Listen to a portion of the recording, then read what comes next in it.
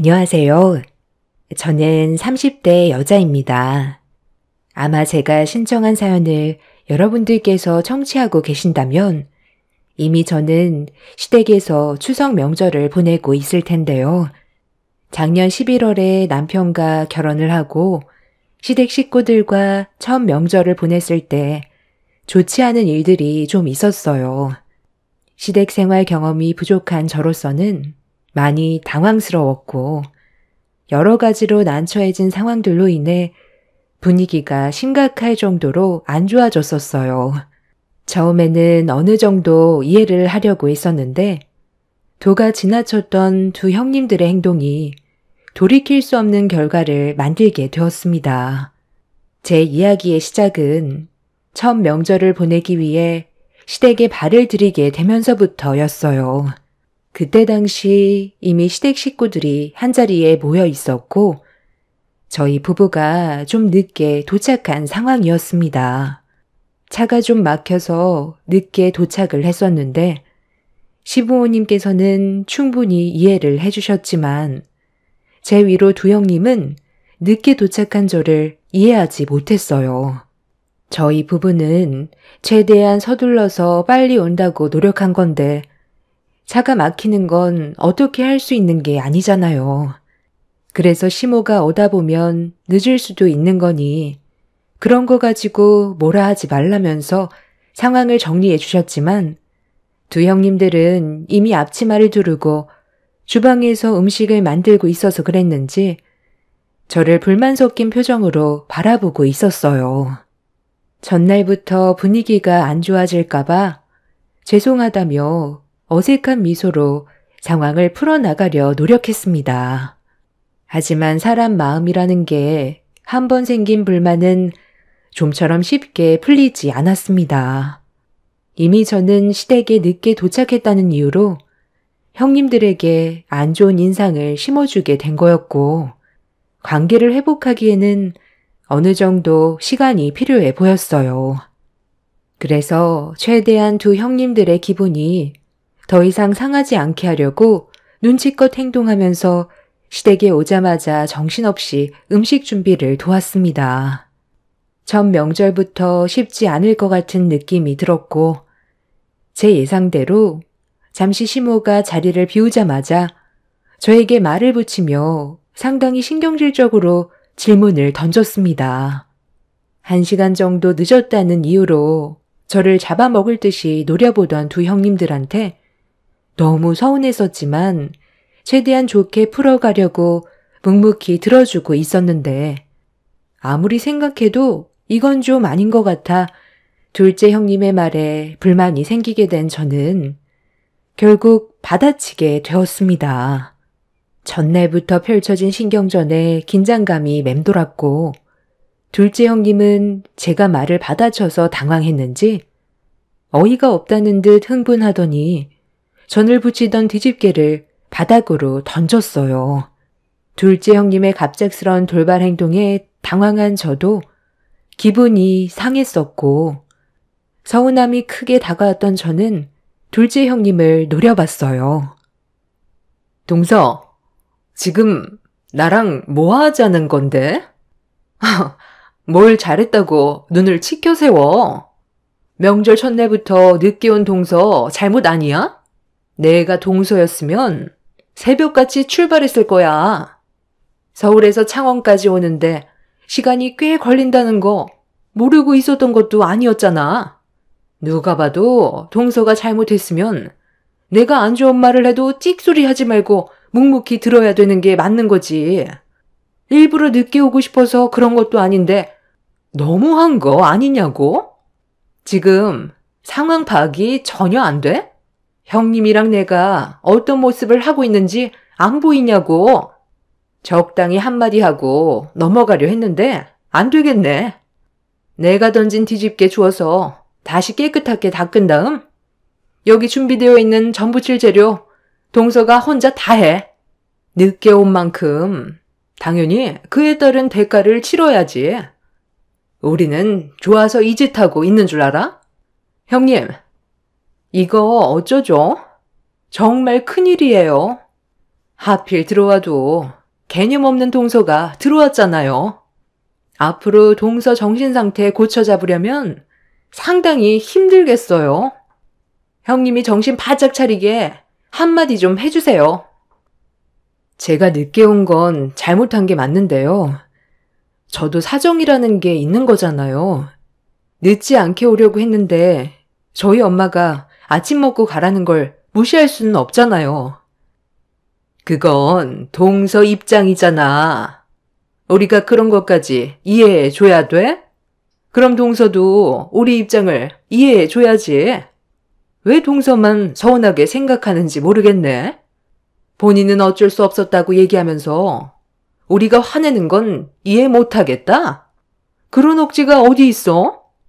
우리도 시댁에 도착하자마자 음식 준비하느라 얼마나 정신 없었는지 알아? 첫 명절이면 그래도 미리 와서 준비하고 있을 줄 알았는데 1시간이 넘어서 도착했다는 건 도저히 용납할 수 없을 것 같은데? 서운하게 생각해도 어쩔 수 없어. 시작부터 집안의 질서가 무너지면 앞으로 어떻게 될 것 같아? 1시간 그거 늦었다고 세상이 무너지는 것도 아닌데 이해해주면 좋을 것 같지? 한 번이 2번 되고 2번이 3번 되는 거야. 그래서 우리가 이렇게까지 예민하게 행동하는 거니? 투덜거리지 말고 시키는 일이나 똑바로 해.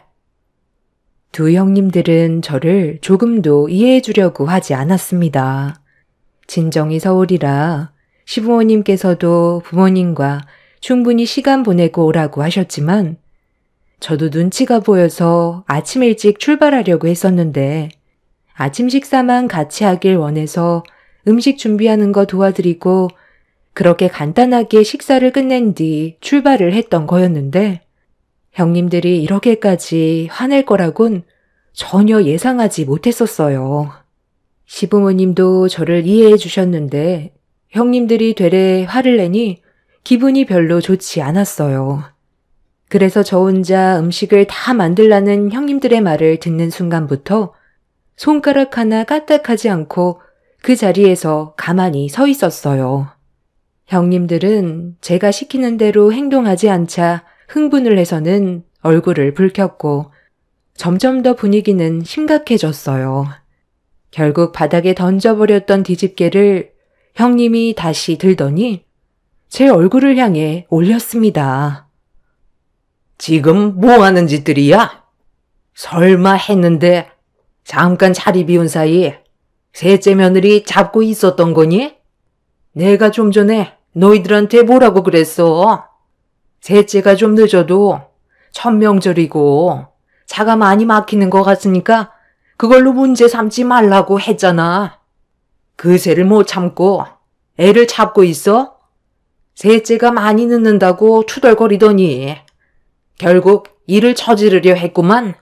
너희들은 자매도 아니면서 하는 짓이 어쩜 그리 똑같니? 같은 학원에서 한솥밥 먹고 있으니까 둘이 편먹고 막내를 따돌리는 거야? 어머님, 좀 전에 무슨 일이 있었는지 전혀 모르시면서 왜 동서 편만 드세요? 저희도 최대한 좋게 얘기했고 늦게 온 만큼 좀 더 움직이라고 했던 건데 형님이랑 저한테 눈을 치켜 세우더니 아무것도 하지 않고 가만히만 있었다고요. 그래도 이 집안에 엄연한 서열이 있는 거고 손윗사람을 무시하는 행동을 하는데 가만히 있으면 동서가 앞으로 저희를 얼마나 무시하겠어요. 그래서 제대로 교육 좀 시키려고 했을 뿐이에요. 동서도 입이 있으면 말 좀 해봐. 우리가 잘못한 거야? 원인 제공은 동서가 해놓고 왜 우리가 어머님한테 욕을 먹어야 하는 건데? 더 상황이 안 좋아지기 전에 동서가 솔직하게 얘기하지. 어머님한테 좀 늦을 것 같다고 미리 연락드렸었고 충분히 이해해 주셨어요. 사고 나지 않게 천천히 오라고 하셨지만 저도 최대한 빨리 도착해서 도와드리려고 노력했는데 형님들은 저를 보자마자 잡아먹을 듯이 달려들었잖아요. 손윗사람이면 그래도 이해해주고 배려해 줄 수 있는 거 아닌가요? 너희들은 결혼 초 때 어땠는데? 우리 집에 오기 싫어서 이 핑계에 저 핑계 대면서 최대한 늦게 와서 나 혼자 음식 다 만들고 그제야 도착해선 내가 힘들게 만든 음식 다 싸가지고만 갔잖아. 그때 너희들한테 늦게 왔다고 뭐라고 한 적 있었니? 싫은 소리 해봤자 서로 감정만 안 좋아지니까 최대한 좋은 쪽으로 생각했었는데 너희들은 막내를 조금도 배려해 주려 하지 않고 집안 분위기를 이렇게 만들어? 내가 여기서 막내만 감싸고 놀면 너희들은 나 몰래 또 뒤에서 엄청 뭐라고 하겠지. 집안에 불화 생기지 않게 잘들 지내. 막내 며느리 들어왔다고 주방일에서 아예 손을 뗄 생각이었던 건 아니지? 시간 없으니까 서둘러 음식 준비하자. 내년부턴 이렇게 투닥거릴 거면 각자 알아서들 지내고 모이지 말던가. 형님들은 본인들이 억울하다면서 시모에게 서운한 감정을 표출했지만 더는 아무 말도 하지 않았어요. 두 형님들은 저를 노려봤고 화가 덜 풀린 듯 음식을 만들면서 안 좋은 감정을 표출했습니다. 그렇게 주방에 냉전이 흐르는 상태로 어찌어찌 겨우 음식을 만들었고 모두가 한자리에 모여 식사를 하게 됐는데 남자들과 다르게 여자들은 이미 분위기가 차가워져서 표정이 어두웠었고 이런 상황을 눈치챈 남자들은 여자들 눈치를 살피면서 조심스럽게 대화를 이어나갔어요. 하지만 형님들은 말 한마디 하지 않은 채 굳은 얼굴로 식사를 하고 있었습니다. 시모는 여자들 문제니 신경 쓰지 말라면서 다른 쪽으로 분위기를 반전시키길래 저도 웃을 기분은 아니었지만 그래도 최대한 상황을 좋게 만들려고 어색한 미소로 시부와 아주어머님들이 물어보는 질문에 답을 하고 있었습니다. 그런데 아무 말 없이 음식에만 집중을 하던 두 형님들이 갑자기 저희 남편한테 이해할 수 없는 질문들을 던지면서 주방 안의 공기를 또다시 무겁게 만들었어요. 서방님은 동서가 뭐가 그리 좋아서 결혼까지 한 거예요? 저는 딱 봐도 어떤 성격을 가지고 있는 사람인지 단번에 알겠던데. 나중에 결혼한 거 땅을 치고 후회하겠어요. 좀 전에 주방에서 한바탕 난리가 났었거든요. 남자들끼리 밖에서 건물 보수하느라 모르고 있었겠지만 폭풍이 휘몰아 쳤었거든요. 동서가 들어오기 전까진 저희 정말 조용히 잘 지내고 있었던 거 알죠? 미꾸라지 한 마리가 물을 흐린다더니 볼 것도 없는 동서 하나가 들어와선 집안을 분열시키네요. 같은 회사에서 근무하다 보면 서로 가까워지는 건 당연하겠죠. 그런데 그게 진정한 사랑일까요? 업무상 친해진 걸 호감으로 착각하고 있는 거라곤 생각 안 해봤어요? 제 주위에서도 같은 회사에서 근무하다가 진정한 사랑의 감정이 아니었다는 걸 뒤늦게 알게 돼서 이혼을 하게 되는 부부들 여러 봤거든요. 제가 봤을 때 서방님도 그런 쪽에 속할 것 같아서요. 동서가 성격이 장난 아니더라고요. 웬만하면 식사 자리에서 이런 말 안 하려 했는데 다들 동서의 겉모습에 속고 있는 것 같아서요. 형수님, 말이 좀 심한 것 같은데요? 우리가 좀 늦게 온 것 때문에 그런 것 같은데 제가 좀 늦을 것 같다고 미리 연락드렸었거든요.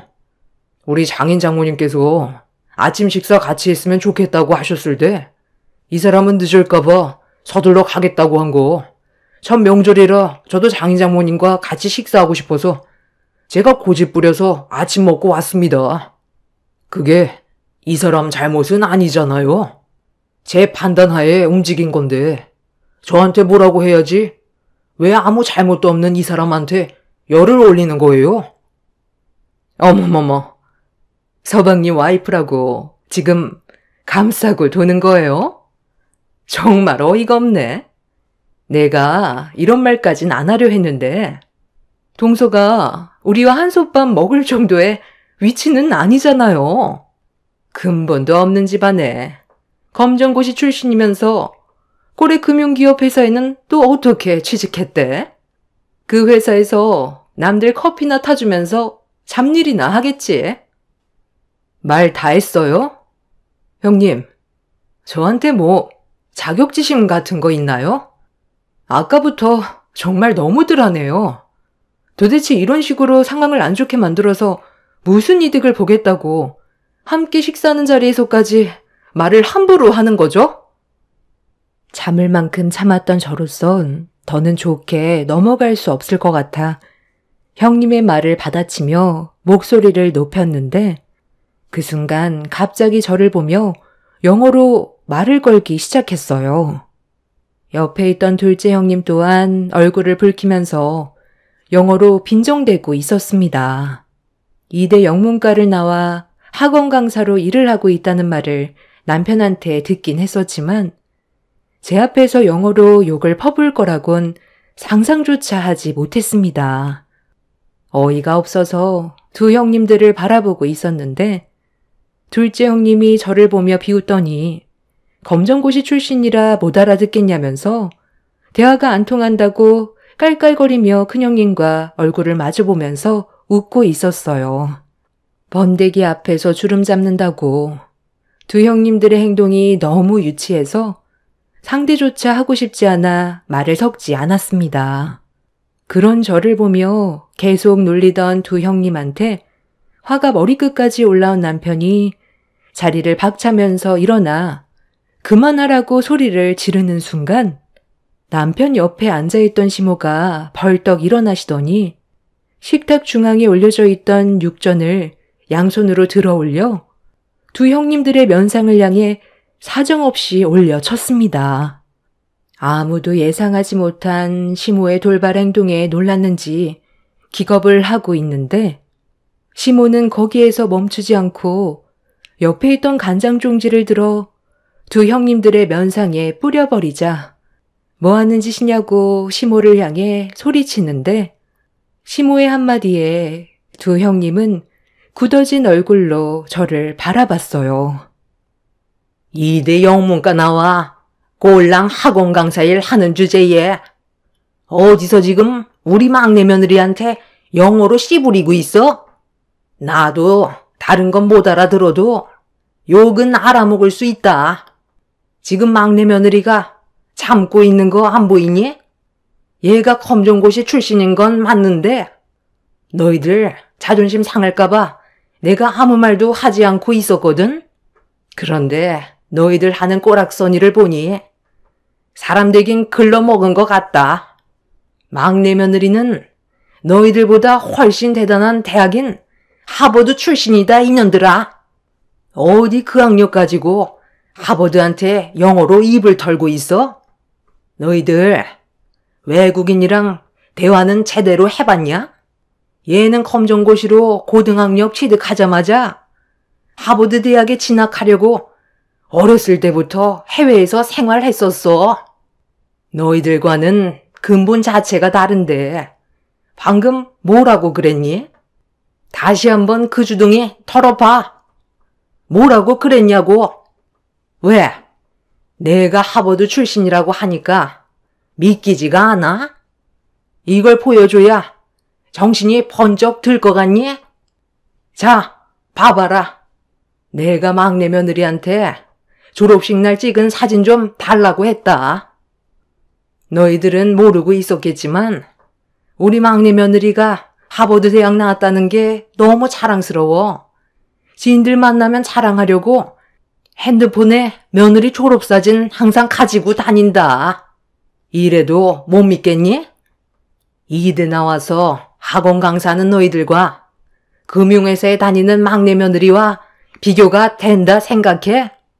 너희들이 영어로 씨부릴 때 막내 며느리가 속으로 얼마나 어이없고 우스웠겠니? 예전에 해외여행 한번 갔을 때 음식 하나 주문하는데도 엄청 터듬거리면서 말도 제대로 못하더구만. 욕은 아주 자연스럽게 나오나 봐. 너희들이 방금 한 행동에 대해 진심으로 사과해라.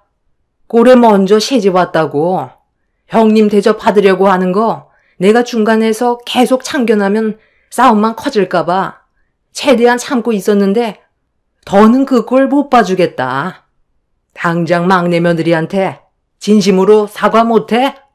아까부터 눈치 줬으면 적당히 할 것이지. 가만히 있으니까 집안을 아예 풍비박산 만들려고 그래? 못들 하고 있어. 당장 욕한 거 사과하래도. 시모는 두 형님들이 꿈쩍도 하지 않자 상의에 올려져 있던 음식들을 맨손으로 주워들어 형님들 얼굴에 던지려 하고 있었어요. 상황이 점점 악화가 되자 시부가 시모를 모시고 겨우 방으로 들여보냈어요.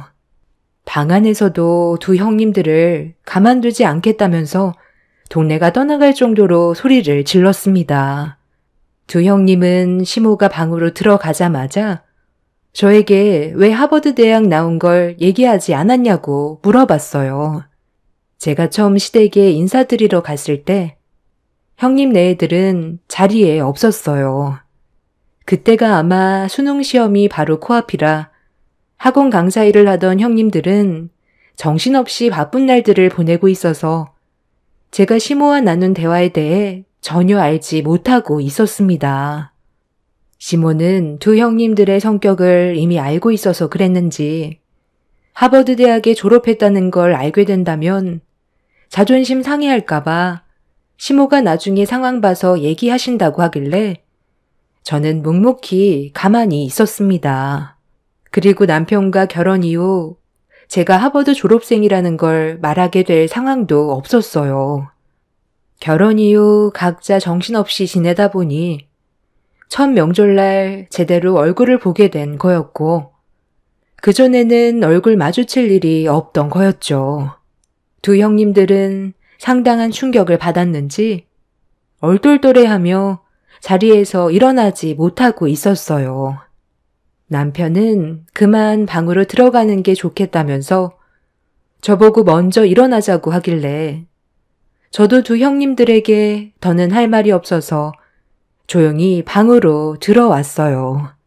붉어진 얼굴은 자신들의 행동이 얼마나 창피한 일인지 뒤늦게 깨닫게 된 걸 여실히 보여주었죠. 저는 처음부터 하버드 대학교에 진학하려고 이미 부모님의 도움을 받아 준비를 하고 있었어요. 하버드 대학에 진학을 하기 위해선 미국 수능인 SAT라는 시험을 봐야 하는데요. 이 시험이 미국 학교 기준으로 고등학교 2학년이 치르게 되는 시험이라 이 시험을 외국인이 치르기 위해서는 고등학력이 필요하기 때문에 고등학교를 졸업해야 되는데 저는 졸업장을 취득하기 위해 학교 생활의 시간이 너무 길다고 느껴져 학력 인정을 받기 위해 검정고시를 치렀던 거였어요.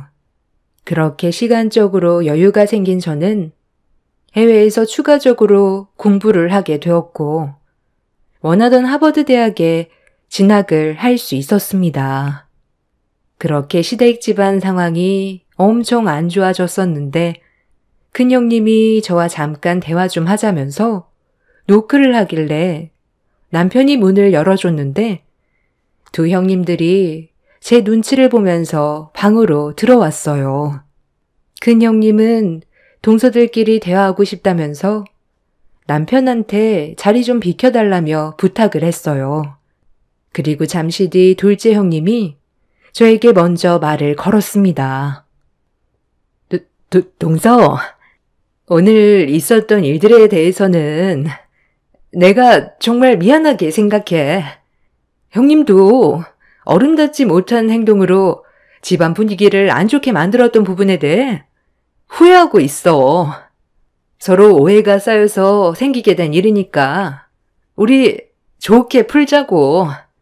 이대로 가다간 어머님한테 뼈도 못 추리겠어. 동서도 아까 어머님 성격 봤지? 한번 터지게 되면 좀처럼 화를 가라앉히지 못하셔.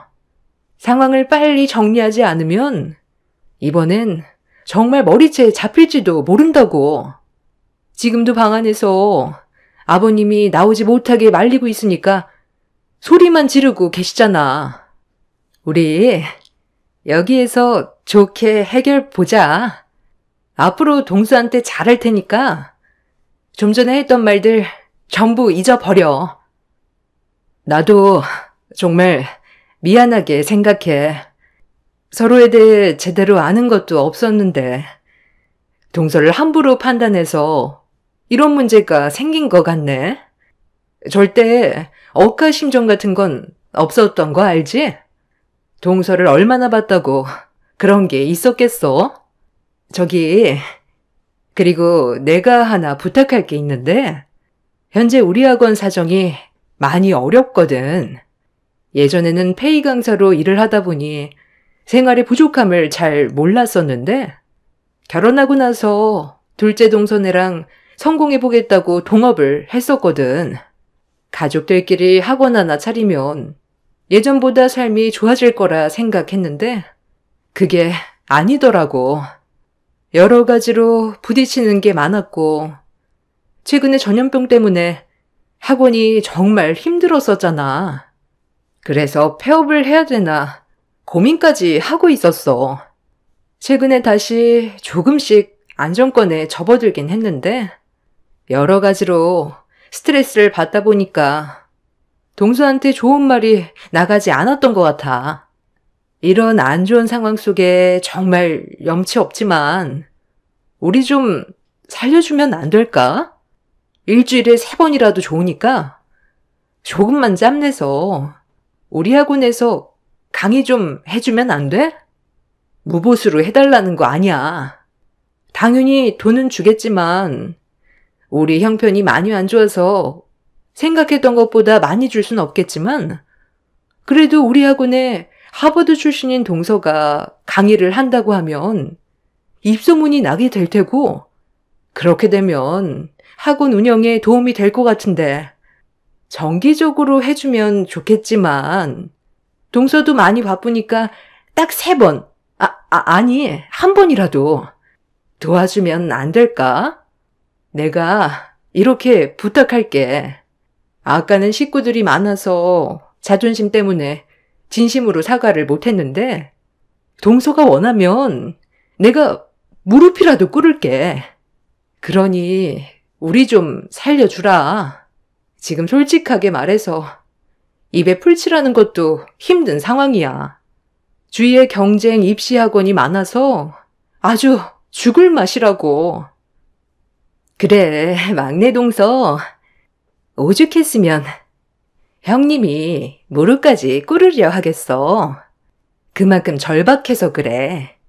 앞으로 우리가 동서한테 상처되는 말이나 차별 같은 거 절대 하지 않을 테니까 한 번만 도와줘. 가족 좋다는 게 뭐야. 이럴 때 서로 돕는 게 좋지 않겠어? 좀 전에 있었던 안 좋은 상황들은 서로에 대한 오해로 시작된 거니까 이해해 줄 수 있는 거지? 두 형님네들은 강사들끼리 만나서 눈맞아 결혼을 했고 확장을 하기 위해 직접 학원을 차렸는데 전염병 여파로 인해 운영이 많이 힘들어졌다는 걸 남편한테 듣기는 했었어요. 그런데 이런 안 좋은 상황 속에 저에게 부탁을 하게 될 거라곤 전혀 예상하지 못했었죠.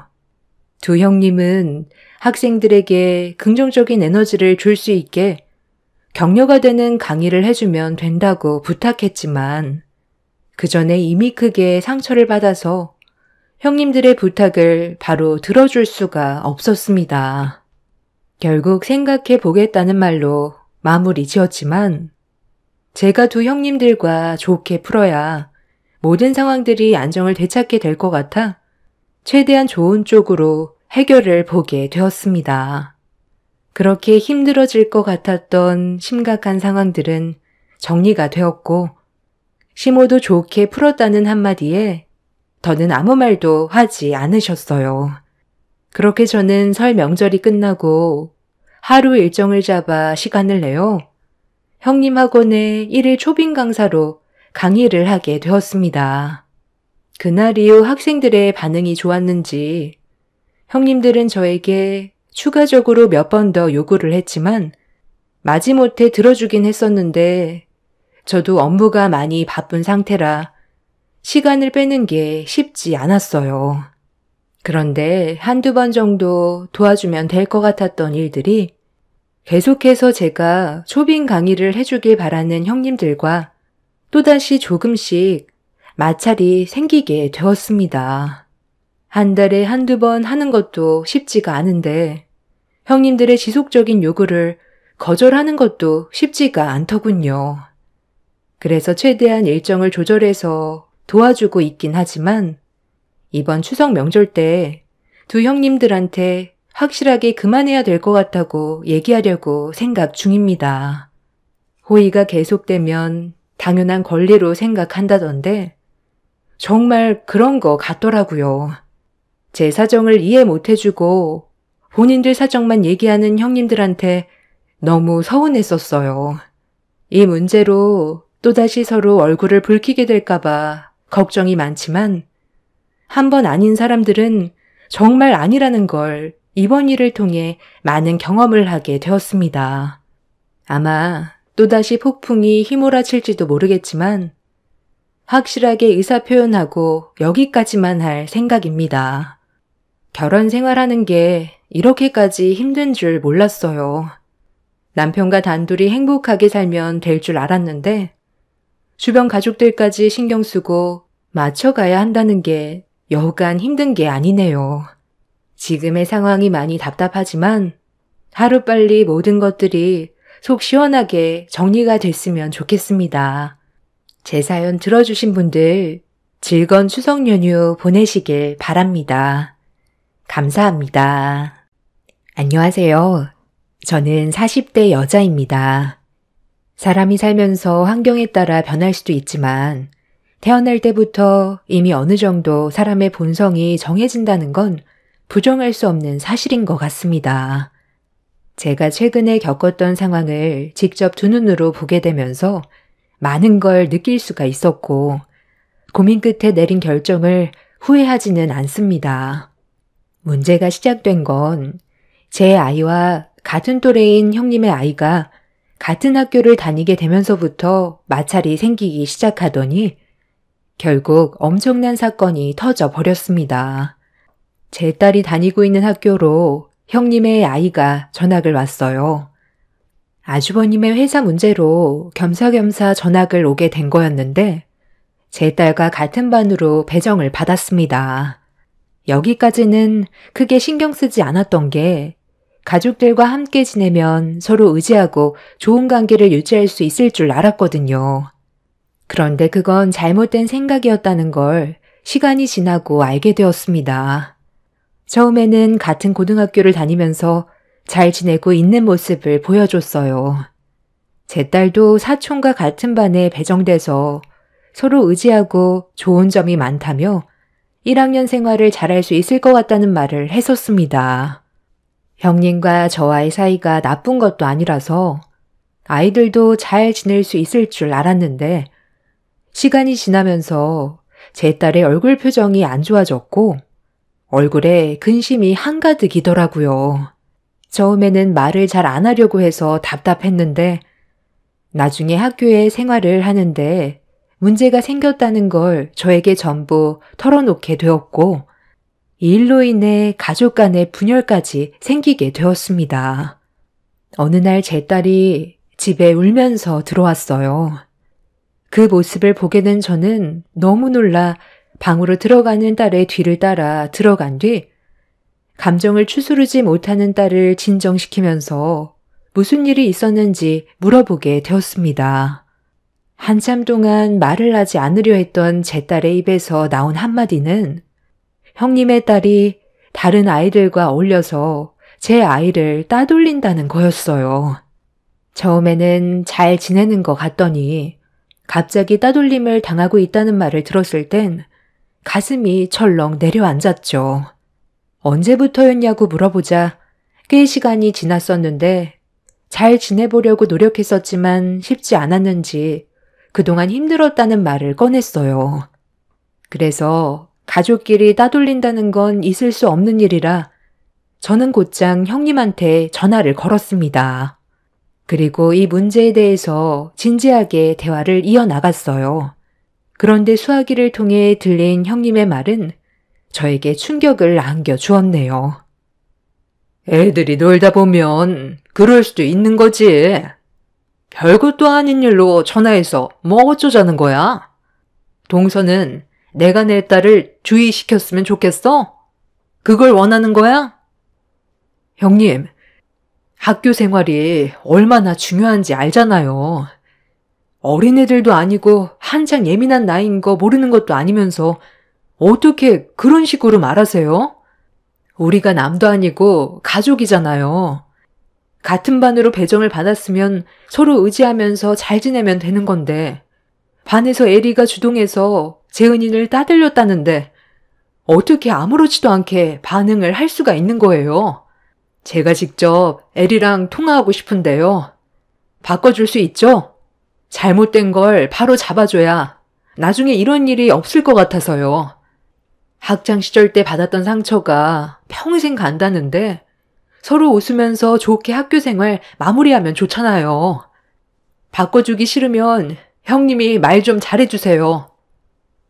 동서는 지금 나한테 무슨 말을 듣고 싶은 거야? 내 입에서 미안하다는 말이 듣고 싶어?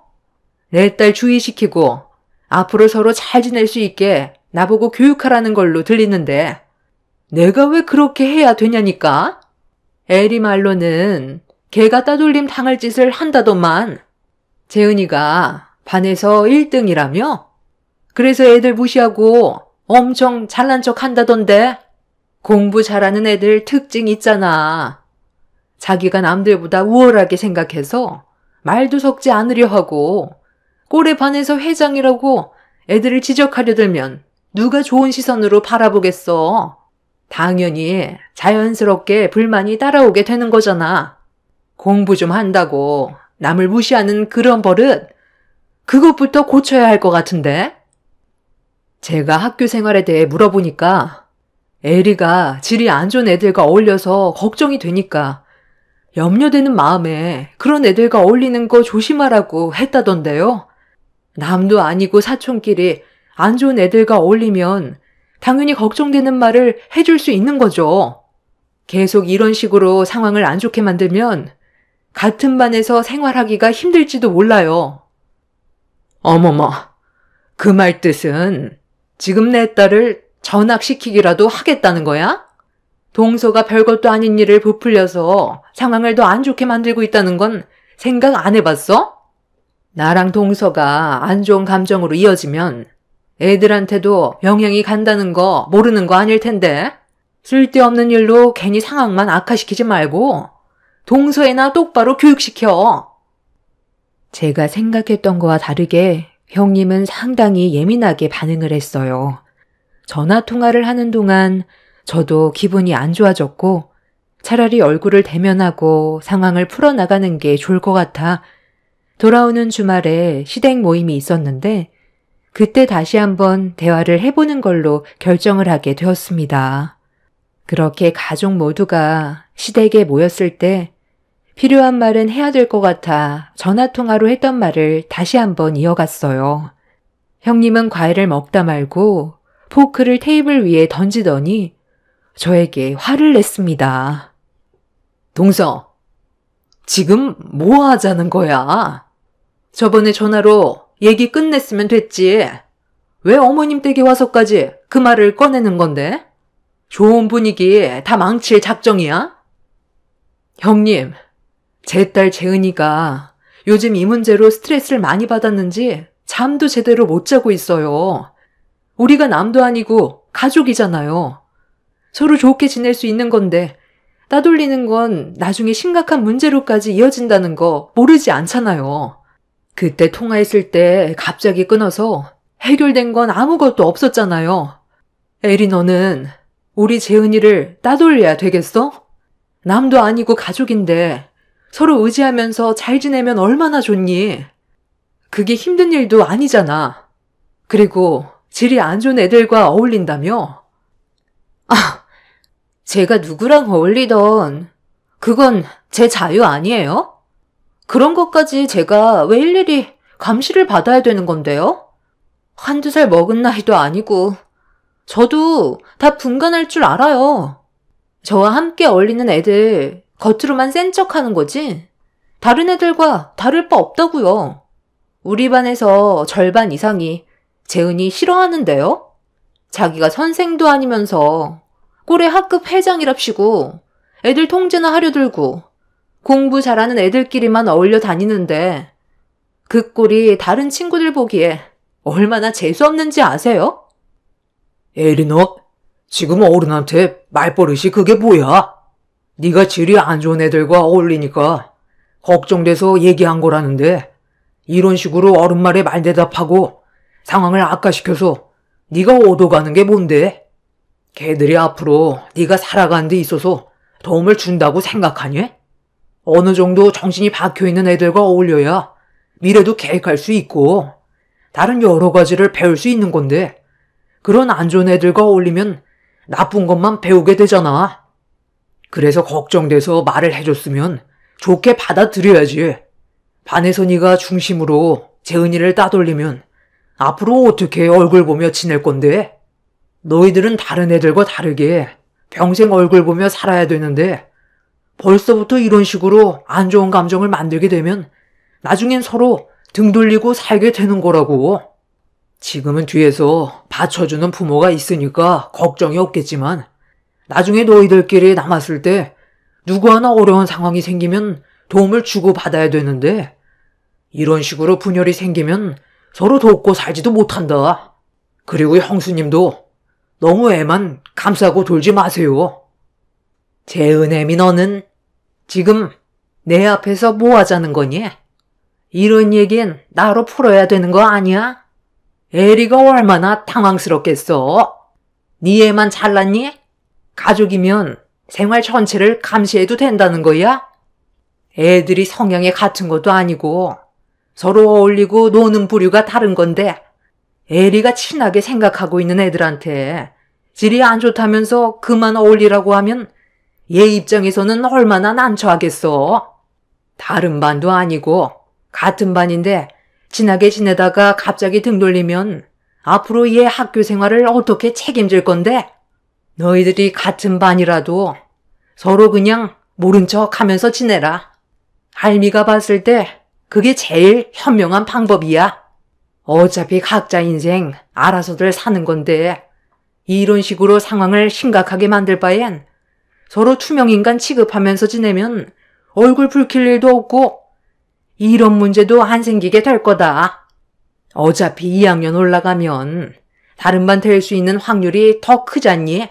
1년 금방 가니까 더 이상 이 문제로 가족들 간 분열 만들지 말고 다시는 내 앞에서 학교 문제 입 밖으로 꺼내지 말거라. 시어머니는 화가 많이 났는지 가족들에게 한마디씩 했지만 잘못의 원인이 제 딸과 저에게 있다는 말로 마무리 지었습니다. 그런 시모의 말에 너무 어이가 없었고 기분이 상당히 안 좋았어요. 형님네가 되려 잘하고 있다면서 두둔해 주는데 그 모습이 저에게는 너무 서운하게 다가왔습니다. 남편도 시모의 말에 기분이 안 좋았는지 자리에서 일어났고 이어서 제 딸도 일어나길래 저희 가족은 더 이상 상태조차 하고 싶지 않아 먼저 집으로 돌아왔어요. 그렇게 안 좋은 감정이 오고 간 이후부터 제 딸은 학교 내에서 형님 딸과 서로 아는 척하지 않고 지내게 되었고 상황은 점점 더 안 좋게 흘러가는 것 같았습니다. 반에서 어느 정도 힘이 있는 애들이 한 명을 따돌리게 되면 따돌림 당하는 애의 편을 들어주거나 어울리게 되면 같은 입장이 될까봐 두려워서 제 딸과 점점 어울리지 않는다는 말을 제 딸과 친한 친구에게 연락이 와서 알게 되었습니다. 학교 생활 잘하고 있던 제 딸이 형님의 딸 때문에 학업에 집중도 못하고 어려움을 겪게 되자 더 이상은 좋게 넘어갈 수는 없었어요. 그래서 불시에 학교에 찾아가 어떤 상황인지 살펴보고 선생님과도 상담 좀 해보려고 학교로 가게 되었습니다. 그렇게 제 딸의 반에 도착해 교실란을 살펴봤는데 자리에 없는 것 같아 반에서 나오는 아이한테 물어보니 교무실에 갔다는 말을 하더군요. 무슨 일이 있었냐고 물어보니까 에리와 재은이가 다퉜다면서 아침부터 난리도 아니었다는 말을 듣게 되었습니다. 너무 놀란 저는 급하게 교무실 문을 열고 들어갔는데 눈앞에 보이는 충격적인 광경에 입을 다물지 못했고 무릎 꿇고 있는 제 딸을 서둘러 일으켜 세운 뒤 교무실이 떠나갈 정도로 화를 냈습니다. 어머님, 지금 재은이한테 뭐 하는 짓이에요? 무릎까지 꿇어야 할 정도로 잘못한 게 있었나요? 삿대질을 받아야 할 정도로 죄를 지었냐고 물어보잖아요. 동서, 지금 어머님한테 무슨 말버릇이야? 혼낼 짓을 했으니까 무릎 꿇고 있는 거잖아. 아주 성격이 고약해서. 내 딸 얼굴 좀 보라고. 손바닥 자국 안 보여? 얘가 보면 본데 없이 큰 지엠이 판박이야. 어쩜 성격이 이리도 똑같냐? 이러니 애들한테 따돌림이나 당하지. 반에서 1등하면 뭐해? 하는 짓이 저급한데. 에리가 먼저 시작한 거라고요. 제 사물함에 있던 책을 전부 찢어버렸고 우리 엄마한테 이혼녀 주제에 자기를 가르치려 들었다고 제 뺨에 먼저 손을 올렸는데 어느 누가 참을 수 있겠어요? 그리고 연달아 애들 5명이 제 머리끄덩이 잡고 넘어뜨렸다고요. 저는 조용하게 학교 생활하고 싶었는데 에리가 저와 엄마가 지금의 아빠가 새아빠라고 놀리면서 아빠 보고 애 딸린 여자랑 결혼했다며 친구들 앞에서 우리 가족 욕을 하는데 화가 안 나겠어요? 저도 정말 참을 만큼 참았다가 터진 건데 에리가 맞을 짓을 먼저 한 거라고요. 얘가 7시간 동안 무릎 꿇고 있었는데도 아직까지 정신을 못 차렸나 보네. 저기요, 담임 선생님이 공부 좀 잘한다고 해서 감싸고 도니까 이런 문제가 생기잖아요. 잘못을 했으면 매질도 해야 되는 건데 요즘 애들 말로만 하니까 선생을 무시하는 거라고요. 이런 집안과 결혼시킨 내가 잘못이지. 비 한 방울 안 섞인 네가 무슨 가족이야? 시모는 갑자기 제 딸에게 달려들더니 버릇없이 대들었다고 손을 올려 뺨을 내리쳤어요. 순식간에 일어난 상황이라 말리기도 전에 시모의 손이 날라왔어요. 교무실에 울린 뺨 맞는 소리에 저는 경악을 했고 이성을 잃어버린 저는 시모의 뺨에 똑같이 손을 올렸어요.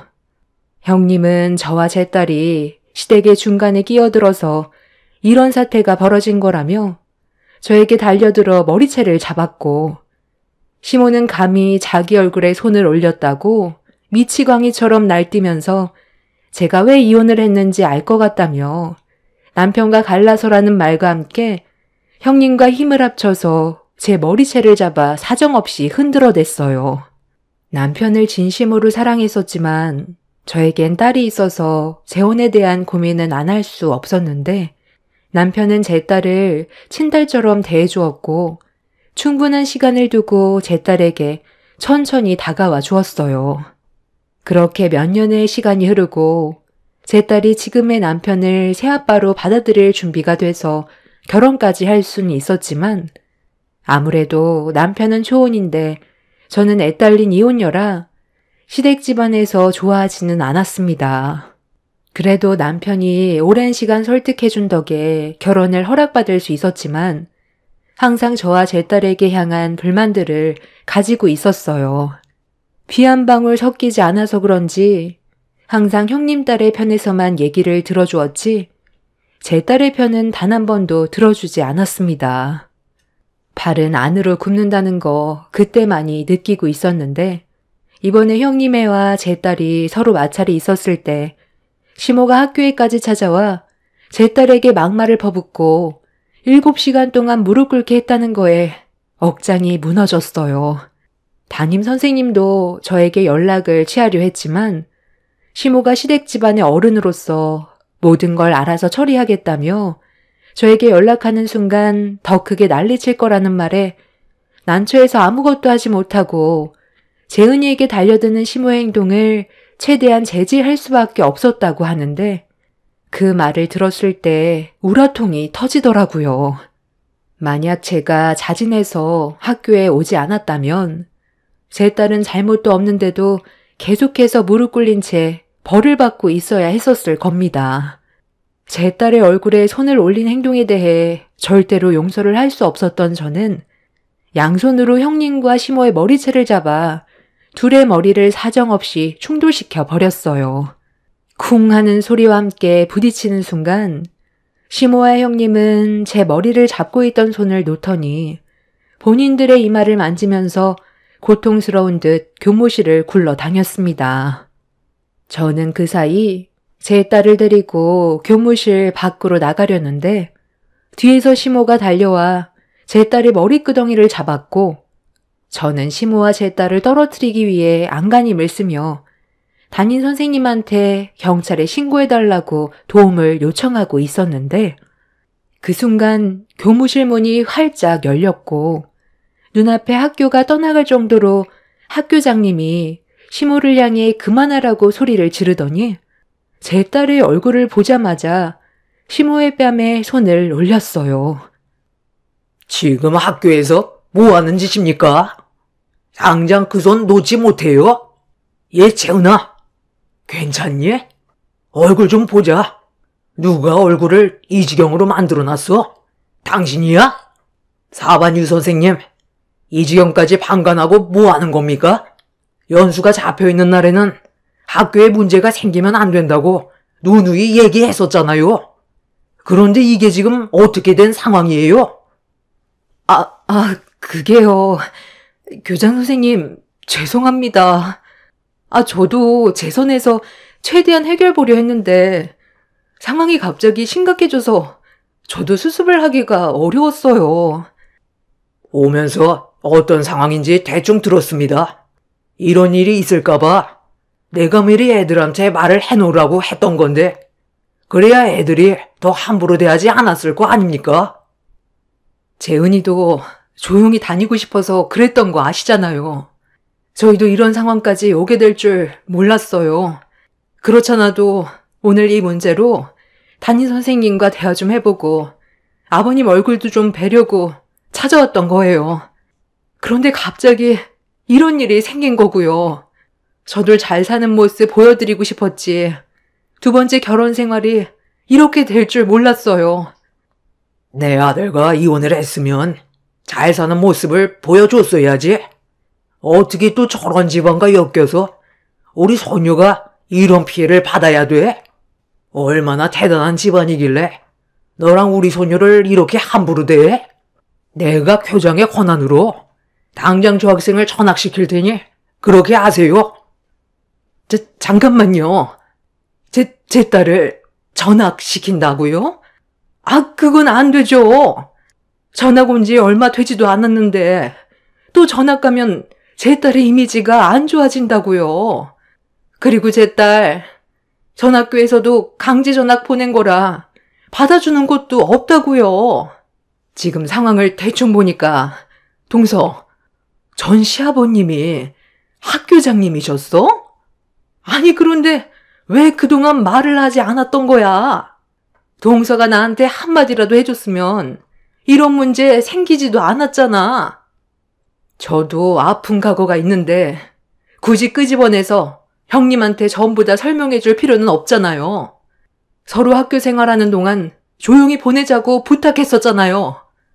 제 개인적인 상황을 설명하면서까지 형님한테 부탁할 필요는 없다고 생각했었어요. 저도 더 이상 못 참겠어요. 내 딸에게 피해 준 거 그냥 넘어가지 않을 거라고요. 교장 주제에 감히 내 얼굴에 손을 올려?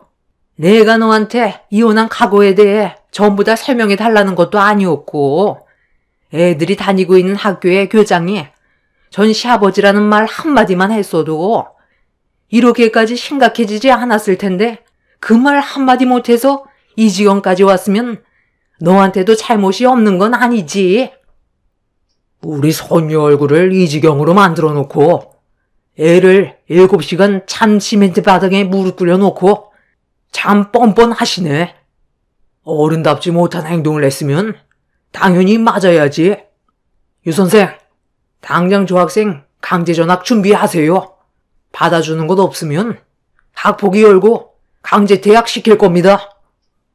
이미 한 번의 아픈 과거가 있는 저로선 제 과거를 털어놓는 게 쉬운 문제는 아니었어요. 전 남편과 안 좋게 헤어졌기 때문에 전 시부와의 기억도 좋지는 않았었죠. 전 남편과 이혼을 하게 된 이유는 다른 학교 교사였는데 같은 학교에서 근무하던 교사와 눈이 맞아 바람이 났던 거였어요. 그리고 두 눈 뜨고 보기 힘든 장면을 보게 되었고 결국 이혼까지 갈 수밖에 없었습니다. 전 남편이 다니던 학교가 수학여행을 떠났었는데 제가 그때 그쪽 근처로 출장이 잡혀 있었거든요. 그래서 저녁에 몰래 서프라이즈로 놀래켜 주려고 숙소 근처에서 전화를 했었는데 제가 같은 지역으로 출장 온 줄 모르고 있던 남편은 다른 여자 교사와 바람을 피우고 있었습니다. 너무 큰 충격이었고 처음엔 발뺌하다가 제가 증거물을 내밀자 결국 모든 걸 인정하면서 이혼을 선택하게 되었죠. 전 시부는 자기 아들의 행동이 교사 집안에 먹칠을 했다고 인연을 끊었다는 소식을 듣긴 했었는데 최근까지도 얼굴을 안 보고 사는 걸로 알고 있었습니다. 그런데 제가 겪었던 이런 과거의 아픔들을 전 시부가 제 딸이 다니고 있는 학교장이라는 말을 하게 된다면 하고 싶지 않은 과거의 기억들까지 전부 물어볼 것 같아 꺼려하고 있었어요. 그래서 최대한 서로 좋게 학교 생활하길 바란다고 부탁까지 한 거였는데 형님의 딸은 도가 지나친 행동을 저질렀고 이런 문제로 형님과 시모까지 개입을 하게 되면서 걷잡을 수 없게 된 거였습니다. 뒤늦게 상황 파악을 하게 된 시모와 형님은 저와 전 시부에게 잘못을 인정하고 최대한 좋게 풀어가려 했지만 형님의 딸이 제 딸을 향한 분노를 가라앉히지 못하고 있었어요. 이혼 가정인 주제에 문제 가정이 아닌 것처럼 행동하는 게 꼴보기 싫었다며 피 한 방울 섞이지 않았으면서 같은 무리에 속하려 한다고 본인 입으로 전학을 가겠다며 자기 눈앞에 얼씬거리지도 말라고 제 딸에게 달려들었습니다. 저는 어른으로서 교육을 잘못 받은 형님의 딸의 얼굴에 손을 올리려 했는데 교무실 문이 또 한 번 활짝 열렸습니다. 거친 숨을 내쉬면서 들어온 사람은 남편이었어요. 제가 연락을 한 적이 없어서 남편의 모습을 보자마자 당황스러웠는데 딸의 손에 핸드폰이 들려 있었습니다. 어른들끼리 안 좋은 상황을 만들었을 때 압수당해서 담임 선생님 책상 위에 있던 핸드폰을 가져온 것 같았어요. 제 딸은 이미 남편과 통화를 했었고 좀 전에 있던 상황들에 대해 전부 다 들어 알고 있었습니다.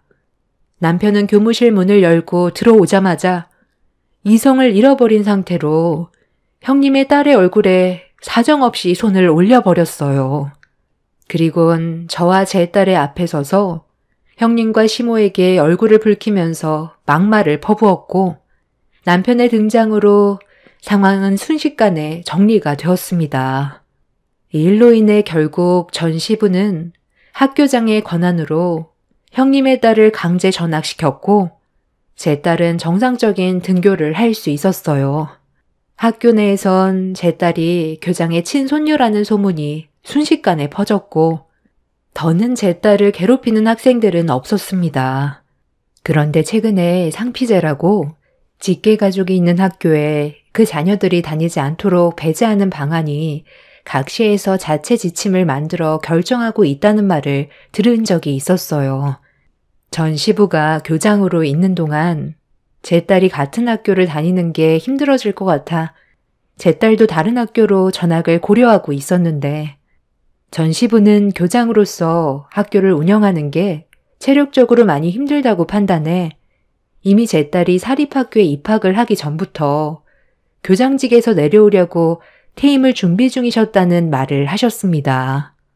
올해까지만 교장직으로 계셨다가 다음 해부터는 다른 교장이 학교를 관리하게 될 거라며 제 딸이 다른 학교로 전학 가는 걸 원치 않으셨어요.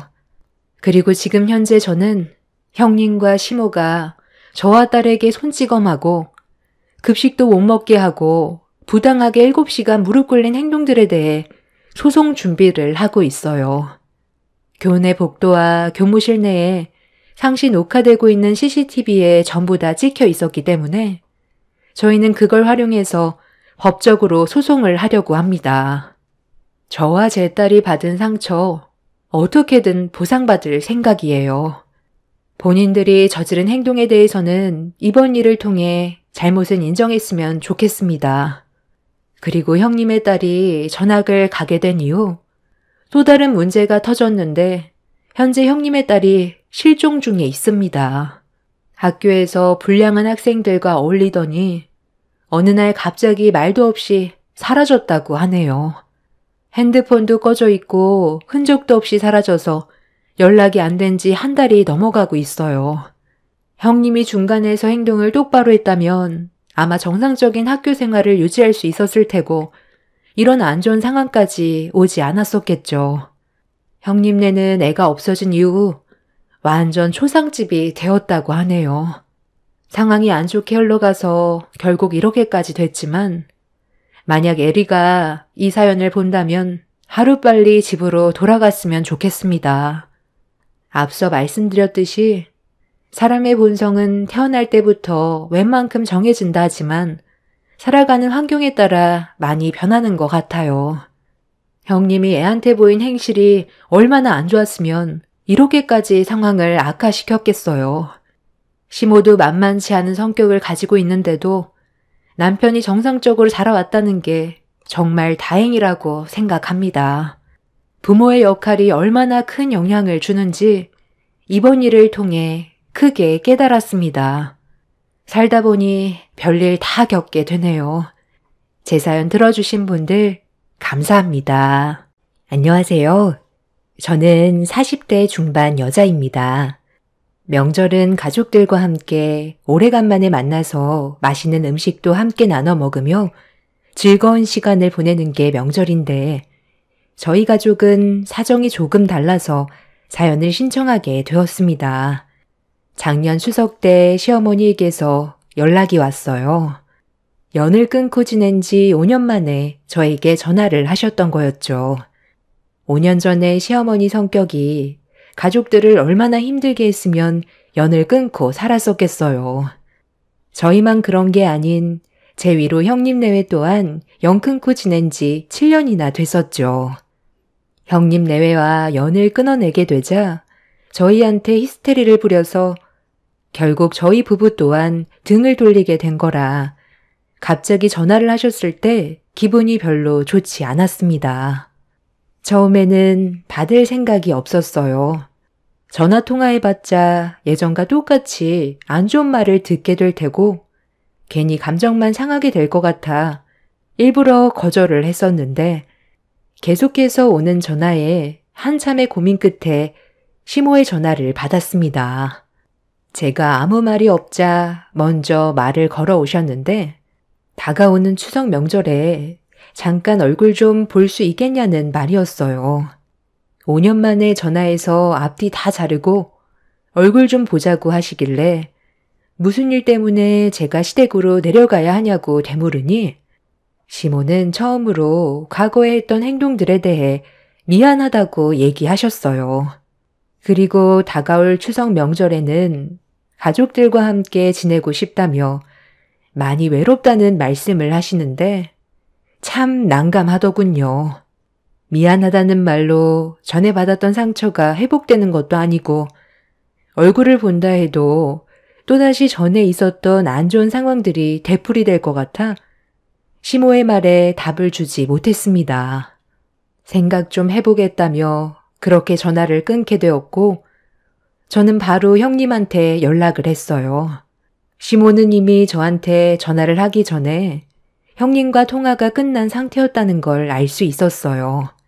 그래서 굳이 설명을 안 해도 대화가 될 것 같아 추석 명절 때 시댁에 갈 거냐고 물어보게 되었습니다. 연락 안 하고 지낸 지가 벌써 7년이야. 그 긴 시간 동안 전화 한 통 온 적 없었는데 갑자기 전에 있었던 일들에 대해 많이 후회한다면서 얼굴 보고 싶다고 얘기하면 의심부터 되지 않아? 뭔가 우리한테 바라는 게 있으니까 전화를 했겠지. 솔직히 생각을 해봐. 우리야 다시 관계 회복할 생각이 있었다면 그전부터 연락을 시도했었겠지. 그런데 그동안 어떠한 말도 없으시다가 갑자기 전화해서 만나자고 얘기하면 의심부터 들지 않겠어? 내 생각엔 노인네가 그동안 혼자 지냈었고 우리가 먼저 다가오지 않을 것 같으니까 혼자 지내는 건 싫어서 이번 명절 때 얼굴 보자고 얘기하는 거야. 가봤자 뭐 하겠어. 허리가 부서져라 명절 음식만 만들다 집에 오겠지. 어머님은 우리가 보고 싶은 게 아닌 자기 아들들이 보고 싶은 거야. 동서는 5년이지만 우리는 7년이야. 그 긴 시간 동안 연락 한 통 하지 않고 얼굴도 안 보고 지냈으니 당연히 소식이 궁금할 테고 아들들 얼굴이 그리웠겠지. 나이가 먹어갈수록 자식을 찾는다잖아? 그리고 괜히 엮여봤자 좋을 게 없는 게 어머님이 이제 연세도 먹을 만큼 먹어서 보살핌이 필요할 게 될 텐데 건강 문제 거론하면서 우리 집이나 동서 집에 얹혀 살고 싶어 하겠지. 안 봐도 너무 보이는 레퍼토리 아니야? 연락 없이 지내다가 갑자기 전화를 했다는 건 분명 우리에게 뭔가 원하는 게 있기 때문에 접근을 시도한다는 거야. 우리는 확실하게 마음 굳혔어. 그이도 어머님 얼굴 안 보고 사는 게 속 편하대. 또다시 과거의 아픔을 반복하고 싶지 않다고 했어. 동선에도 우리와 같은 생각 아냐? 괜히 또 마음 약해져서 시댁에 찾아갔다가 상처만 받고 돌아오지 말고 단호하게 행동해. 과거에 당했던 일을 잘 떠올려 보라고. 형님의 말대로 섣불리 행동하는 건 또 다른 상처를 받게 될 수도 있는 상황이었기 때문에 시모의 연락을 무시하는 게 좋을 것 같다고 판단을 하게 되었습니다. 시모와 연을 끊고 지냈던 이유는 저와 형님을 너무 힘들게 했어요. 예전에 올감이라는 유명한 영화에 시모가 며느리에게 저질렀던 행동들과 비슷한 정도라고 하면 이해가 빠르실 겁니다. 그 영화를 본 적이 없으셨던 분들도 계시기 때문에 대충 설명을 드리자면 아주버님과 남편이 앞에 있을 때는 온갖 착한 척, 약한 척 하다가도 잠깐 자리를 비우는 상황이 생기면 그때 시모의 본성이 드러나 저와 형님을 괴롭혔습니다. 막말과 욕설은 기본에 잠깐이라도 시모의 말에 불만이라도 갖는다면 머리채 잡히는 건 기본이었어요. 이런 안 좋은 관계가 유지되다가 나중엔 시모가 휘두른 몽둥이에 형님이 잘못 맞았는지 허리에 심한 통증을 호소했고 이 문제로 병원에까지 가게 되면서 이혼 얘기가 나오게 되자 아주버님은 가정을 지키기 위해 시모의 이중적인 행동에 많은 실망을 했는지 그때 이후로 아예 연락 자체를 끊어버렸었어요. 형님이 시모를 상대로 고소한다고 난리를 쳤었는데 집행유예로 상황이 마무리가 되었었죠. 그렇게 형님 내가 먼저 시모와 등을 돌리게 되었고 한동안 조용하게 몸을 사리던 시모가 재벌은 난 못 준다고 또다시 저에게 온갖 히스테리를 부리는 바람에 형님처럼 큰 사고가 나게 될까봐 그 전에 연락을 차단하고 살아왔던 거였습니다. 그렇게 시모가 다 필요 없다며 2번 다시 얼굴 볼 일 없을 거라고 화를 냈던 게 마지막 모습이었습니다. 저는 시아버지의 얼굴을 실제로 뵌 적은 없었지만 남편 말로는 암으로 돌아가셨다는데 제가 봤을 때 시부는 시모 때문에 병세가 더 악화돼 세상을 떠나신 것 같은 느낌이 들었어요. 없던 암도 생기게 만들 정도로 시모의 성격은 너무 이중적이었거든요. 저녁에 퇴근한 남편한테 이런 상황에 대해 설명을 하니 남편은 시모의 얼굴을 안 보고 사는 게 가족의 평화를 유지하는 길이라고 전화번호까지 바꿀 생각을 가지고 있었습니다. 저희 부부와 형님 내외는 시모의 어떠한 연락도 주지 않았고 몇 번 전화가 왔어도 무시하면서 지내고 있었는데 어느 날 저녁에 형님한테 전화가 왔어요. 시모가 형님 댁으로 찾아왔다며 무작정 밀고 들어와 상당히 난감한 상황이라면서 저희 부부한테도 할 말이 있다고 형님 댁으로 올 때까지 기다리겠다는 시모의 말에 남편도 많이 놀랐는지 혹시라도 안 좋은 일이 생기게 될까봐 저희 부부는 서둘러 형님 댁으로 향하게 되었습니다. 시모가 어떤 돌발 상황을 만들지 모르기 때문에 너무 불안했었어요. 그렇게 정신없이 달려 초인종을 누르니 형님이 현관문을 열어줬어요. 거실에는 그동안 연을 끊었던 시모가 굳은 표정으로 앉아 있었습니다.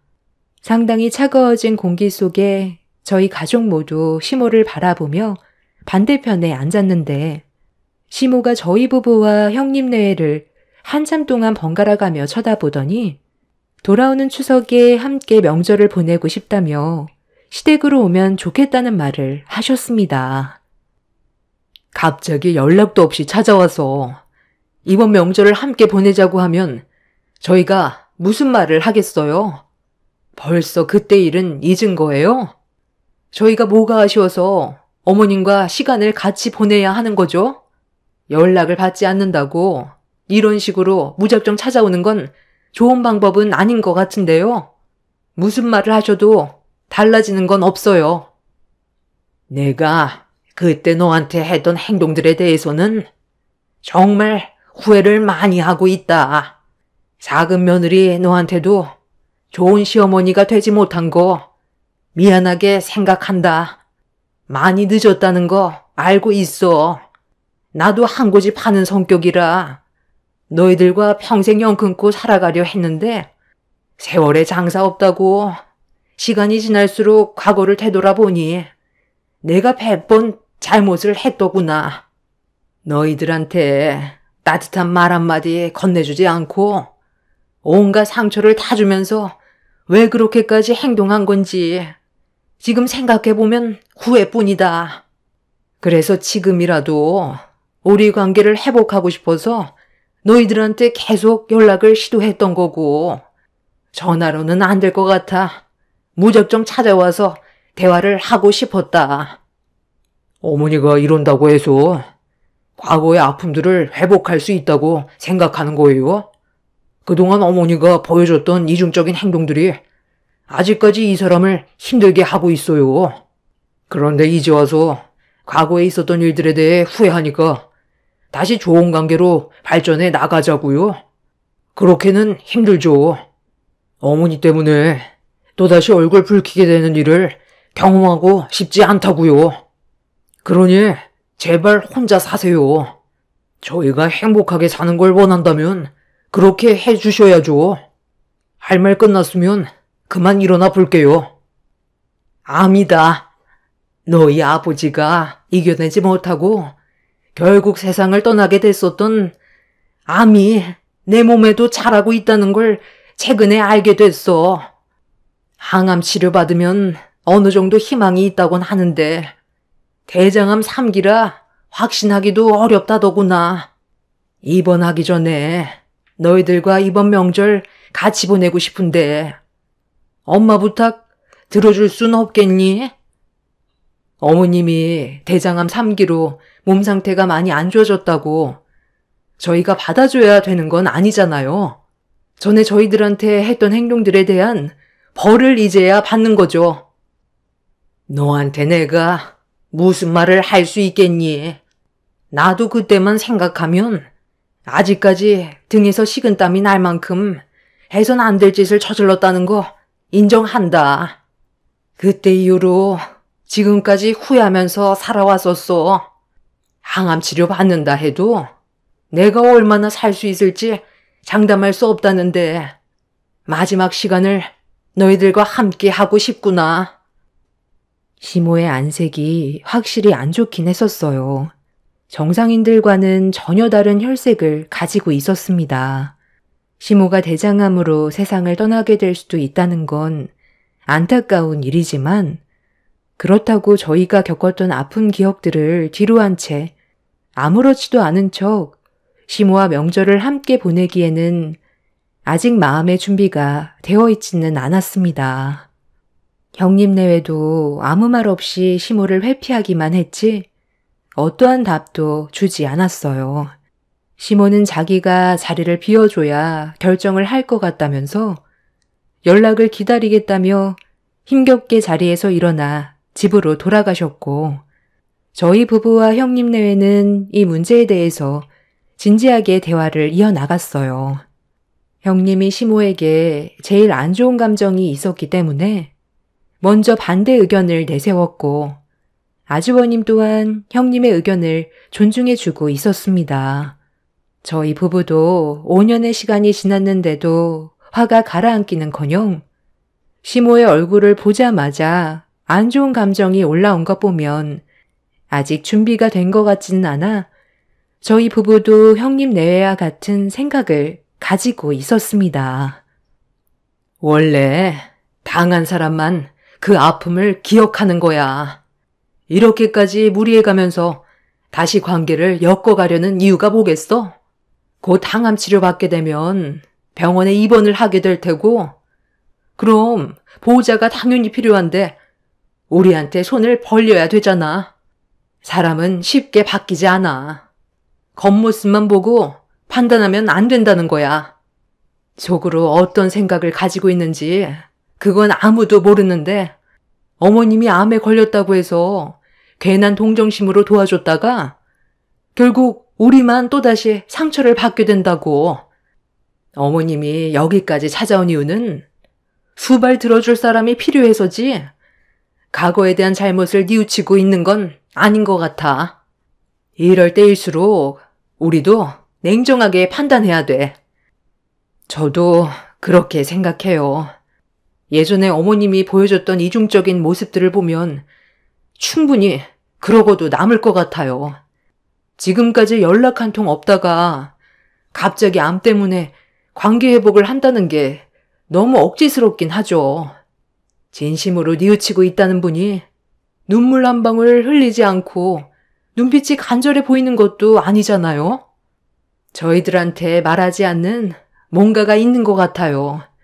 어머님이 예전에 연기를 얼마나 잘했으면 아주버님이랑 이 사람이 어머님은 그럴 뿐이 아니라고 믿지 못했겠어요. 그만큼 속을 모르는 사람이기 때문에 조심해서 나쁠 게 없죠. 돌다리도 두드려보고 건너라는데 조심하는 게 좋겠어요. 나중에 무슨 일 생기면 그때 다시 얘기해요. 형님 내외와 저희 부부는 시모와 거리를 두는 게 좋을 것 같다고 결정을 내렸어요. 피곤해지는 일을 만들고 싶지 않았고 혹시 모를 일로 인해 상처를 받게 될까봐 지금처럼 유지하는 게 더 큰 문제로 이어지지 않는 최선의 방법일 것 같았습니다.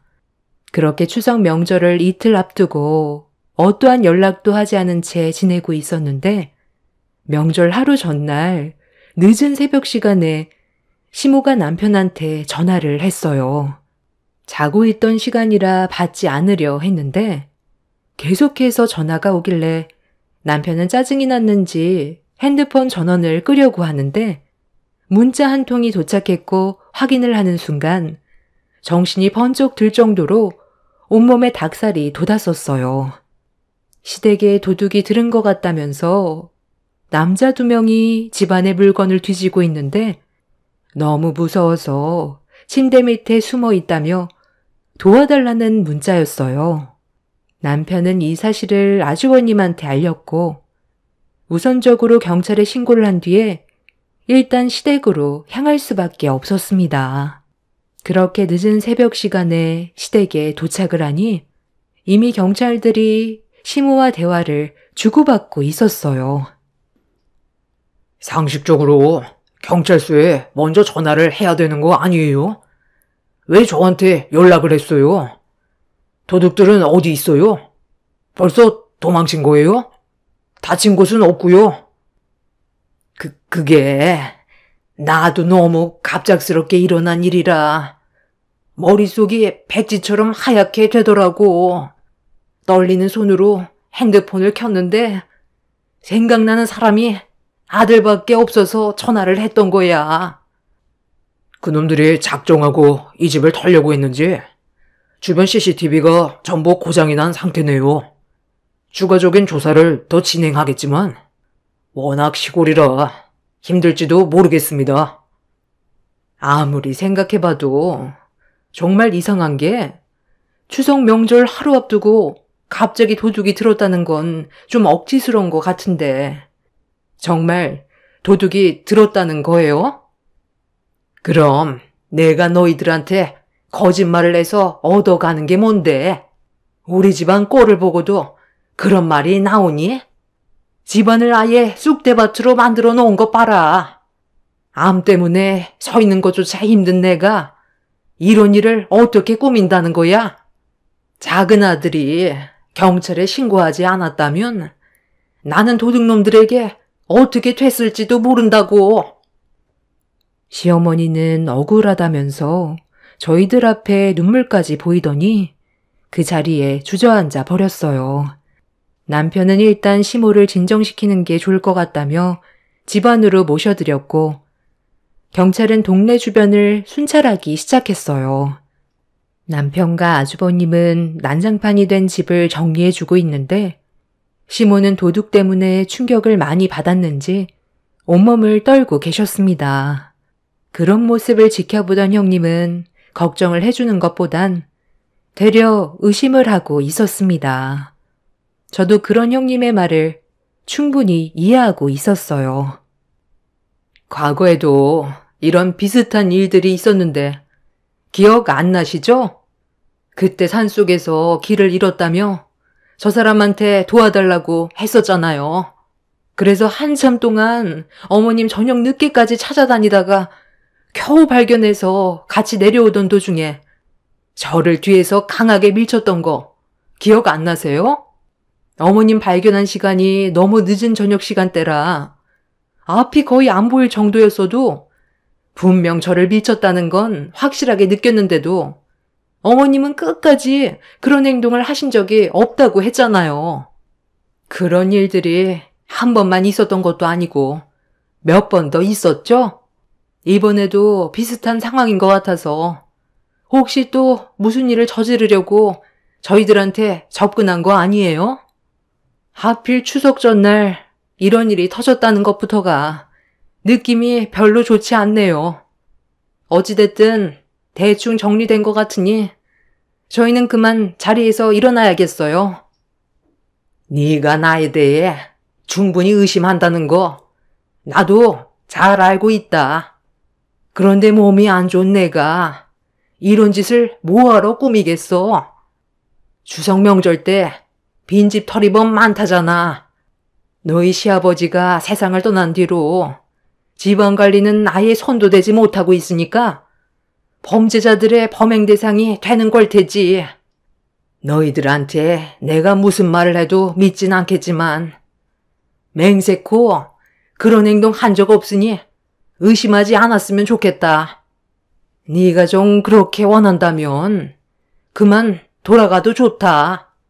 세상 떠나기 전에 너희들과 마지막 명절 같이 보내고 싶었는데 그건 내 욕심이었나 보다.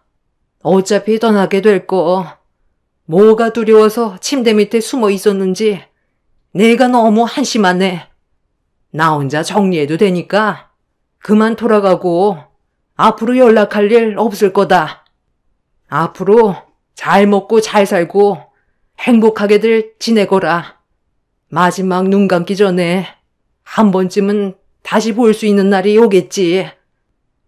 시모는 천천히 몸을 일으켜 현관문을 열어주었고 상당히 슬픈 얼굴로 집안 정리를 하고 있었습니다. 과거에 저희를 워낙 많이 속이고 그만큼 상처를 많이 받았었기 때문에 시모의 행동 하나하나가 전부 의심이 되는 건 어쩔 수가 없었어요. 형님은 자리에서 일어나더니 다시는 연락하지 말라며 아주버님을 데리고 집 밖으로 나가버렸고 남편도 그만 돌아가자면서 난장판이 된 집안에 시모를 혼자 남겨둔 채 저를 데리고 집 밖으로 나왔습니다. 형님은 저에게 또 연기하는 거니 절대 속지 말라고 신신당부했어요. 방심하면 당하게 될 거라고 시모의 속은 아무도 모른다면서 저에게 한 번 더 각인시켜준 뒤 집으로 돌아갔습니다. 어느 날 갑자기 연락을 한 것도 이상하고 명절 전날 도둑이 들어왔다는 게 여러 가지로 의심이 되는 건 맞았어요. 저희도 집으로 돌아가는 동안 대화를 많이 나눴지만 일단 시어머니와 거리를 두는 게 좋을 것 같다고 결정하게 되었습니다. 조심해서 나쁠 건 없었으니까요. 그렇게 정신없는 하루가 지나고 다음날 저희 부부는 명절을 보내기 위해 친정집으로 향하려고 바쁘게 준비한 뒤 현관문을 열었는데 제 앞에 시어머니가 떡하니 나타났어요. 갑작스런 돌발 상황이라 시모의 얼굴을 보자마자 비명을 질렀고 급하게 밖으로 나온 남편도 시모를 보곤 많이 당황스러웠는지 말까지 더듬으면서 이번엔 왜 또 오셨냐고 날카로운 말투로 물어보았습니다. 시어머니는 집에 혼자 있는데 또 도둑이 들어오게 될까봐 두려워서 집 밖으로 나왔는데 갈 곳이 없어 저희 집에 온 거라며 형님 집에 가봤자 욕만 먹을 것 같아 저희 집으로 찾아온 거였어요. 남편은 일정이 있기 때문에 함께 할 수 없다며 집으로 돌아가시라고 했지만 시모는 그 자리에서 꼼짝도 하지 않았습니다. 남편은 한숨을 쉬더니 일단 저에게 시댁으로 가자고 얘기했어요. 시모를 집에까지만 모셔다 드리고 친정으로 가는 게 좋을 것 같다며 아주버님한테도 이런 골치 아픈 상황에 대해 설명을 한 뒤에 그렇게 시댁으로 향하게 되었습니다. 시모의 집에 도착을 하니 형님 내외도 때마침 시댁에 도착해 차에서 내렸습니다. 어머니는 아직까지도 왜 이렇게 이기적인 거예요? 이미 동생이나 저도 그동안 어머니랑 연을 끊고 지내면서 생활 패턴이 많이 달라졌기 때문에 모든 걸 맞춰드릴 수가 없어요. 어머니가 암에 걸렸고 과거에 대해 후회하고 있으니까 저희는 그냥 받아주면 된다고 생각하시는 거예요? 저희도 마음의 준비가 필요하고 아직까지도 어머니 얼굴 보는 게 불편하다고요. 겨우 마음 잡고 살아가는데 갑자기 찾아오면 기분이 좋겠어요? 제발 이 집에 가만히 좀 계세요. 그래, 알았다. 너희들 마음 무슨 뜻인지 충분히 알았으니까 이제 그만해라. 아무래도 시간이 좀 필요하겠지. 그럼 잠깐 와서 밥 한 끼만 같이 하면 안 될까? 그래도 명절이고 오래간만에 한자리에 모였는데 한 끼 정도는 괜찮잖아.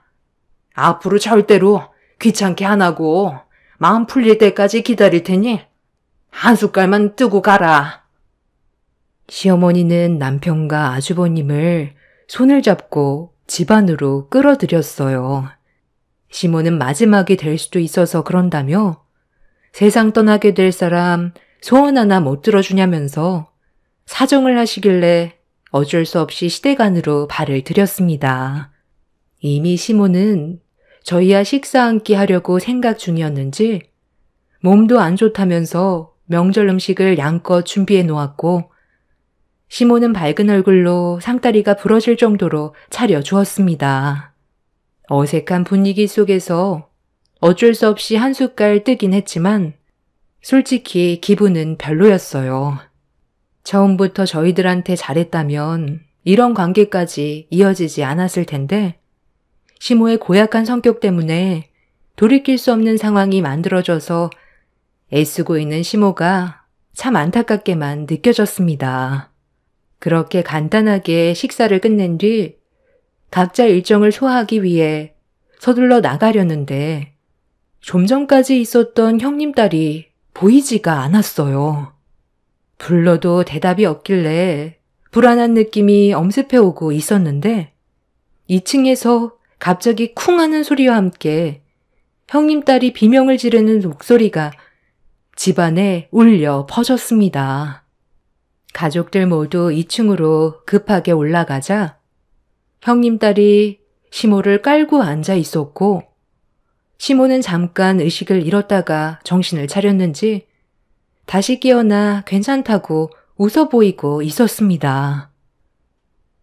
갑자기 무슨 일이니? 너는 왜 여기에 있는 거야? 하마터면 계단으로 굴러 떨어질 뻔했잖아. 불러도 대답 없더니 여기서 뭐하고 있었어? 아니, 집 구경 좀 하고 있었는데 여기 문만 굳게 닫혀 있길래 뭐가 있나 궁금해서 살펴보고 있었는데 할머니가 갑자기 뒤에서 뭐 하냐고 물어보시는 말에 놀라서 뒷걸음질 치다가 발이 꼬여 넘어질 뻔했던 걸 할머니가 붙잡아줘서 계단으로 떨어질 뻔했던 걸 막아줬어요. 그런데 할머니 크게 다친 거 아니에요? 아유, 괜찮다. 잠깐 정신을 잃었었는데 봐봐라, 멀쩡하잖아. 저기는 너희 할아버지 물건들 정리해서 넣어둔 창고다. 집안 곳곳에 남아있는 흔적들을 볼 때면 너희 할아버지가 생각나서 정리해둔 창고인데 궁금하면 확인해 볼래? 먼지만 가득 쌓여서 볼 것도 없긴 한데 궁금하면 열어줄 수 있고. 저런 창고 함부로 여는 거 아니야. 그만 돌아가자. 나는 또 어머님이 이상한 행동 한 줄 알고 놀랐잖아요. 저희 그만 가볼게요. 불안해서 더는 못 있겠어요. 형님네의 가족은 급하게 시댁을 빠져나와 집으로 돌아갔고 저희도 그 뒤를 따라 시댁에서 나왔습니다. 시모는 저희 차가 시야에서 사라질 때까지 바라보셨는데 마음이 별로 안 좋았어요.